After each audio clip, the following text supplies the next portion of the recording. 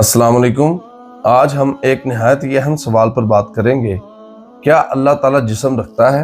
ये सवाल सदियों से लोगों के जहनों में आता रहा है और बहुत से फिरकों ने इस बारे में अफरात व तफरीद का रास्ता इख्तियार किया। आइए देखते हैं कुरान और हदीस और अहले हदीस का मनहज इस बारे में क्या कहता है। सबसे पहली बात यह है कि अहले हदीस के नज़दीक अल्लाह ताला के बारे में सिर्फ वही अकीदा रखा जाएगा जो कुरान और सही हदीस के अंदर आया है। अल्लाह के बारे में अपनी तरफ से कियास या फलसफा नहीं चलता। अल्लाह ताला ने कुरान में सूरह शूरा की आयत नंबर 11 में फरमाया, लैसा कमिस्लिही शैउन व हुवा समीउल बसीर, यानी उस जैसी कोई चीज नहीं और वो सब कुछ सुनने वाला और देखने वाला है।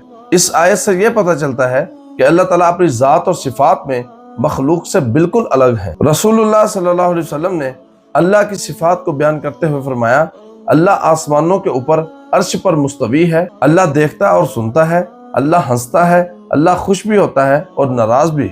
लेकिन याद रहे, ये तमाम सिफात कैफियत के बगैर हैं। हम ये नहीं कह सकते कि अल्लाह की आंख कैसी है या उसका हाथ कैसा है। अहले हदीस ना तो सिफात इलाही का इनकार करते हैं जैसा कि बाज फिरके करते हैं, और ना ही मखलूक की तरह अल्लाह ताला को जिस्म वाला तसव्वुर करते हैं। अल्लाह के बारे में यह अकीदा रखना कि अल्लाह जिस्म रखता है, ये कुरान और हदीस में कहीं भी साबित नहीं।